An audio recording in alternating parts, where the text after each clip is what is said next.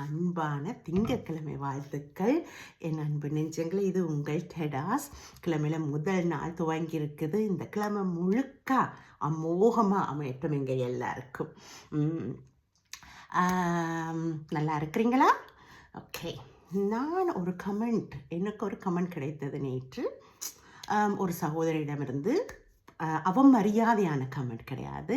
அதனால் இந்த வீடியோவில் நான் வந்து அட்ரஸ் பண்ணுறது வேறொரு விஷயத்தை தான். ஆனால் அந்த கமெண்ட்டை பற்றி நான் கொஞ்சம் கதைக்க விரும்புகிறேன். அதாவது அவங்க சொன்னாங்க, நீங்கள் ரொம்ப அழகாக இருக்கிறீங்க சிஸ்டர், ஆனால் இந்த கான்டாக்ட் லென்ஸ், இந்த கண்ணில் போட்டிருக்க லென்ஸ் வந்து இந்த கலர் வந்து ஒரு ஃபேக்காக தெரியுது. என்னுடைய சஜஷன் அதை நீங்கள் போடாமலே இருக்கலாம், அவளோட ரிமூவ் பண்ணுங்க அப்படின்னு சொல்லியிருந்தாங்க. நான் சொன்னேன், நான் அந்த கமெண்ட்டுக்கு நன்றி, உங்கள் கமெண்ட்டுக்கு.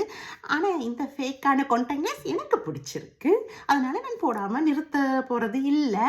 எனக்கு விருப்பம் வரைக்கும் நான் அதை நிறுத்த போகிறது இல்லை என்றது என் மனசில் இருக்குது. ஆனால் நான் உங்களுக்கு சொன்னது, நான் போடாமல் இருக்கேன், நான் I love it, I will continue to wear it என்று நான் சொன்னேன்.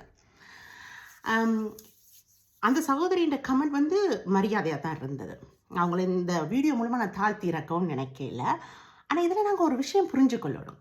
அவங்க வந்து இந்த கான்டாக்ட் லென்ஸ் எனக்கு விருப்பம் இல்லை, அதாவது தங்களுக்கு விருப்பம் இல்லை, எனக்கு இது கூட ஃபேக்காக இருக்குது என்று சொல்லி இந்த மாதிரி விஷயங்கள் நான் செய்ய மாட்டேன் என்று சொன்னால் அது வந்து ஓகே. ஆனால் அவங்க என்ன வந்து அதை போட வேண்டாம்னு ஒரு சஜஷனாக சொல்லியிருக்கிறாங்க. அது மேபி அது ஒரு உரிமையோடு சொல்லியிருக்கலாம். ஆனால் அந்த உரிமை வந்து நம்ம வந்து ஒரு விஷயம், நாங்கள் வந்து இந்த சொசைட்டிலையோ எங்களோட குடும்பத்தாருக்கிட்டையோ நாங்கள் வந்து ஒரு அட்வைஸ் கொடுக்குறோம்னா அது வந்து அவங்களையோ இல்லை அவங்கள சார்ந்த ஆக்களையோ பாதிக்கிற விஷயங்கள் என்றால் ஒரு அட்வைஸை இப்போ சஜஷன் என்று சொல்லலாம், இப்படி செய்ய வேண்டாம், ரிமூவ் பண்ணுங்க அப்படின்னு சொல்லலாம். ஆனால் இந்த மாதிரி விஷயங்கள் வந்து ஒருத்தருடைய தனிப்பட்ட விருப்பம் வெறுப்புகள். இதில் வந்து ஒருத்தருக்கும் உரிமை கிடையாது வந்து நீங்கள் ரிமூவ் பண்ணிடுங்க என்று சொல்கிறது. இதுக்கு ஒருத்தருக்கு உரிமை கிடையாது. இது வந்து ஒரு இளமறை காயாக இருக்கிற ஒரு விஷயம், ஒரு எண்ணம். இது ஒரு தெளிவான எண்ணமாக இருக்க வேணும். என்றால் நான் இப்போ சொல்கிறத நீங்கள் கவனிங்க.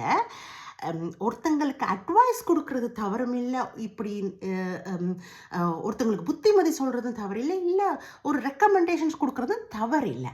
ஆனால் அது வந்து ஒரு லிமிட்டோட அதை நிறுத்த வேணும். அதுக்கு மேலே ஒருத்தருடைய தனிப்பட்ட ஒரு உரிமையில் கை வச்சு இப்படி என்று சொல்கிறது வந்து அது தவறு. அந்த இளமறை காயாக இருக்கிற அந்த விஷயத்தை தான் நான் சொல்ல வரேன். அந்த சகோதரி மனசில் எந்த எண்ணமும் கள்ளங்கபடமும் இல்லாமல் தான் அதை சொல்லியிருப்பாங்கன்னு நான் நினைக்கிறேன். அதில் எந்த தவறும் இல்லை. ஆனால் நான் ஏன் இதை நான் ஒரு வீடியோவை போடணும்னு நினைச்சேன் என்றால், நம்மளும் பலர் வந்து ஈவன் நானும் கூட தான் அட்வைஸ் சொல்கிறோம். நிறைய பேருக்கு அட்வைஸ் சொல்கிறேன். எங்களோட குடும்ப நபருக்கு உங்களுக்கு நான் சொல்கிறேன், எங்களோட விஷயங்களை பயந்துக்கணும், ஒருத்தர் கற்றுக்கொள்ளணும்னு நினைக்கிறேன். இதெல்லாம் சரிதான். ஆனால் அது மற்றவங்களுடைய உரிமையை தொடாத வரைக்கும், பாதிக்காத வரைக்கும், மற்றவங்க ஏதாவது பிள்ளைகள் செய்தாங்களோ இல்லை அவங்களுக்கு பாதிப்பு ஏற்பட்டாலோ இல்லை சொசைட்டிக்கு பாதிப்பு ஏற்பட்டாலோ அதை நாங்கள் வந்து இம்மீடியட்டாக தடுக்கத்தான் வேணும். அது எல்லாருக்கும் இருக்கிற கடமை. ஆனால் சில விஷயங்கள் பாருங்க, நான் இன்னொரு வீடியோவில் சொல்லியிருப்பேன், ஆடை அலங்காரங்கள், உணவு, இதுகளெல்லாம் வந்து தனிப்பட்ட விருப்பு வெறுப்புகள்.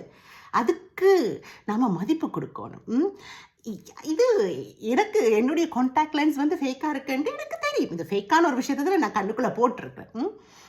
பச்சை கலராக இருக்கும், நீல கலராக இருக்கும், ஈவன் மஞ்சள் கலராக இருந்தால் கூட அது போட எனக்கு விருப்பம் நான் போடுவேன்.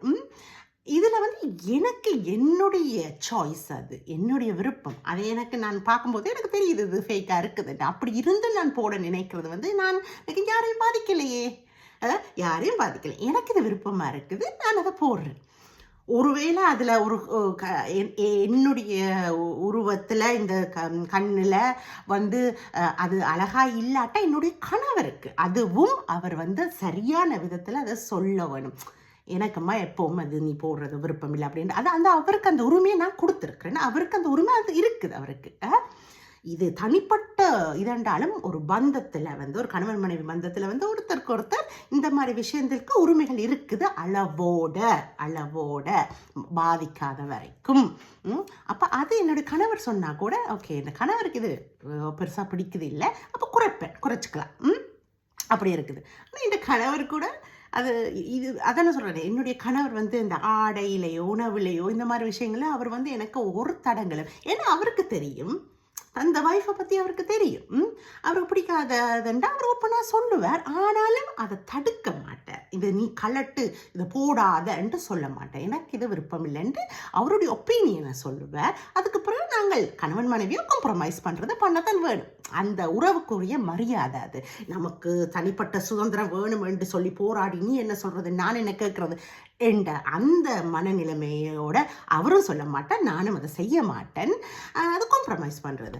ஆனால் இது வரைக்கும் இந்த விஷயங்களில் எங்களுக்கு வந்து அந்த மாதிரி ஒருத்தங்களோட விருப்பங்களை தடுக்கிறதுக்கு எங்களுக்கு அவ்வளவா அந்த ஆப்பர்ச்சுனிட்டிஸ் இருந்ததில்லை, இருக்க நாங்கள் வைக்கிறதில்லை. ஏனென்றால் இதுகளெல்லாம் எங்களுக்கே தெரியும் ஒருத்தருடைய தனிப்பட்ட விருப்பம், யாரையும் பாதிக்கலை, இவர் பாதிக்கலைன்னா ஏன் அதை பற்றி செய்ய தேவையில்லை. எங்களுடைய இனத்தாருக்கு ஒரு குணம் இருக்குது, நிறைய நல்ல குணங்கள் இருந்தாலும் இந்த மாதிரி சில குணங்கள் இருக்குது. உடனேயே வந்து அது உரிமை என்ற பேரில் லிமிட்டை தாண்டி ஒருத்தருக்கு அட்வைஸ் பண்ணுறது, அது அந்த அட்வைஸ் வந்து அந்த சரியான ஒரு சோஷியல் ஜஸ்டிஸுக்காக இருந்ததுண்டா பரவாயில்ல, இல்லை அந்த நபருக்கு உண்மையில் ஏதாவது ஆபத்து வரும், அதை தடுக்க வேணும் என்றால் அது ஓகே. பட் ஒருத்தருடைய உரிமை, தனிப்பட்ட உரிமை, யாருக்கும் பாதிப்பில்லாமல் அந்த ஆக்கள் செய்கிற விஷயங்கள், தங்களுக்கு பிடிச்சதை செய்கிற விஷயங்களுக்கு நம்ம வந்து நம்முடைய ஒப்பீனியனை புகுத்தி அதை இப்படி செய் அப்படி செய்யன்னு சொல்கிறது தவறு. கிரிட்டிசிசம், கன்ஸ்ட்ரக்டிவ் கிரிட்டிசிசம், அதாவது விமர்சிப்பு வந்து இந்த சோஷியல் மீடியாவுக்கு வந்தால் எப்பவும் இருக்கிறது அந்த கன்ஸ்ட்ரக்டிவ் கிரிட்டிசிசமாக, அதாவது விமர்சனம் சரியான விதத்தில் இருக்கிறத ஏற்றுக்கொள்கிறதுக்கு சோஷியல் மீடியாவில் இருக்கிற எங்களை மாதிரி ஆக்கள் கண்டிப்பாக அது மனமும் வந்து ஏற்றுக்கொள்ள வேணும். ஆனால் இந்த மாதிரி கிரிட்டிசிசமோ இந்த மாதிரியான கமெண்ட்ஸோ வந்து கொஞ்சம் எழுதும்போது கவனித்து எழுதுங்க.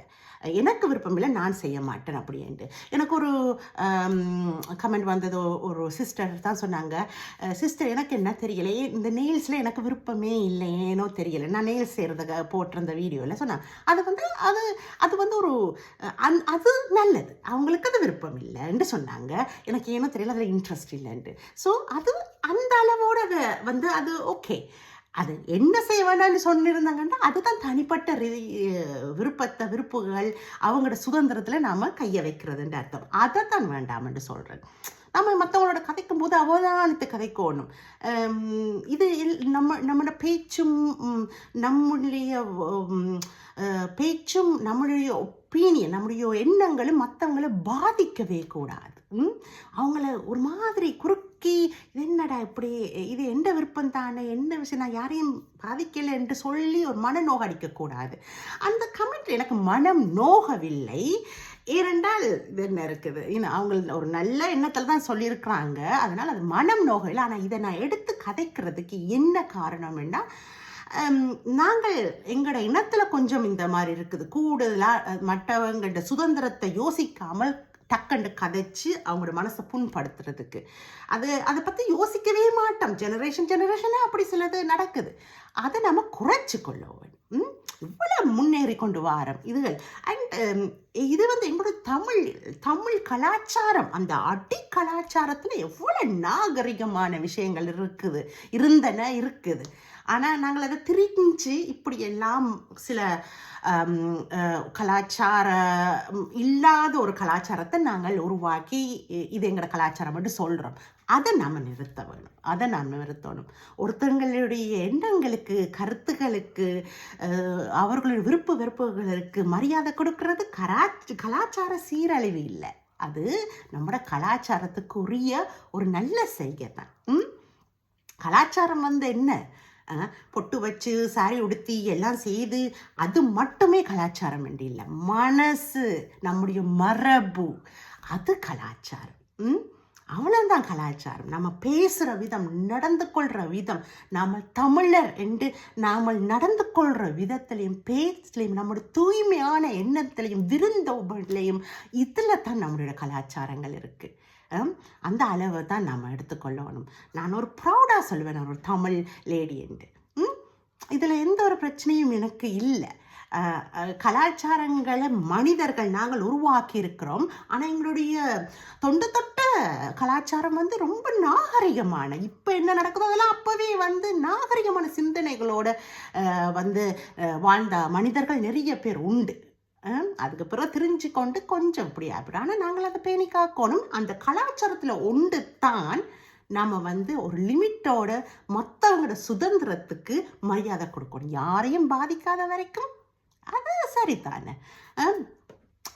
என்னுடைய இந்த வயசில் நான் வந்து எவ்வளவோ எல்லாம் இப்படியெல்லாம் செய்கிறது எனக்கு சந்தோஷத்தை கொடுக்குது. ஏன்னா நான் யாரையும் பாதிக்க இல்லை. என்ன சந்தோஷமாக என்னுடைய கணவர் என்னுடைய சுதந்திரக்கு ஏற்ற மாதிரி ஆசையாக செல்லமாக வச்சு என்னை வாழ வைக்கிறார். அதே போல் உங்களுக்கும் அதில் வந்து எத்தனையோ சகோதரர்களும் அதை வரவேற்கிறீங்க. 40-41 வயசு ஆயிடுச்சுன்னு சொல்லிட்டு இவ்வளோதான் விஷயம் வாழ்ந்துட்டு நான் அப்படி நினைக்கிற ஆள் இல்லை. வயசு அது போய்கொண்டிருக்கட்டும். வாழ்கிற வாழ்க்கை ஒவ்வொரு நாளும் சந்தோஷமாக வாழ்வோமே. இந்த வயசு இந்த உடுப்பு அந்த இது போடக்கூடாதுன்னு வாழ்ந்து நம்மளே ரெஸ்ட்ரிக்ட் பண்ணுறதுல என்ன இருக்குது? வயசு ஆயிடுச்சு. தட்ஸ் த ஃபேக்ட் நண்பர்களே. அது ஒன்று செய்ய முடியாது. ஆனால் வாழ்கிற வாழ்க்கை நம்மளுக்கு கடவுள் இந்த உலகத்தில் நம்மளை இன்னுமே வாழ வச்சிருக்கிறார். 40 வயசோ 70 வயசோ 80 வயசோ 20 வயசோ வாழ்வோமே. அந்த வாழ்க்கையை அனுபவிச்சு வாழ்வோமே. பிடிச்சதெல்லாம் செய்வோமே. மஞ்சள் கலரில் என்னோட கண்ணுக்கு கான்டாக்ட் லென்ஸ் போடணுமா போடுவோம். அது பிரச்சனையே இல்லையே. யாரையும் பாதிக்காத வரைக்கும் நம்மளோட வாழ்க்கையை ரசித்து ருசித்து நிம்மதியாக வாழ்வோம். இவங்க யார் சொல்கிறது அது யார் சொல்கிறான்னு பயப்பட வேண்டாம். நீங்கள் சரியான விஷயங்களை யாருக்கும் பாதிக்காத வரைக்கும் செய்யாத வரைக்கும் உங்களோட வாழ்க்கையை வாழுங்க. இது யார் என்ன இப்படி செய்யக்கூடாது அப்படி செய்யக்கூடாதுன்னு யோசிக்காதீங்க. வாழ்க்கை வந்து ஷார்ட். எல்லாரும் சொல்கிறது தானே. அந்த ஷார்ட்டான வாழ்க்கையை ரசித்து ருசித்து வாழுங்க. வாழ்க்கையில் எத்தனையோ பழுக்கள் இருக்குது. இதுகள் தான் உங்களை சந்தோஷப்படுத்தக்கூடிய விஷயம் என்றால் அதை செய்யுங்க, மனசார செய்யுங்க. இத்தோடு இந்த வீடியோவை முடித்துக்கொள்வோமா? ஓகே, அமோகமாக திரும்ப உங்களோட வீக் அமையட்டும். அண்ட் எல்லாரும் சந்தோஷமாக பிடிச்ச விஷயத்தை செய்யுங்க. அதோடு சேர்த்து மற்றவர்கள் என்ற சுதந்திரத்தை நாங்கள் மதிப்போம். மேபி ரசிப்போமே. அவங்களோட சுதந்திரத்தை ரசித்து அவங்களுக்காக சந்தோஷமும் படுவோம். ஓகே, பாய், டேக் கேர்.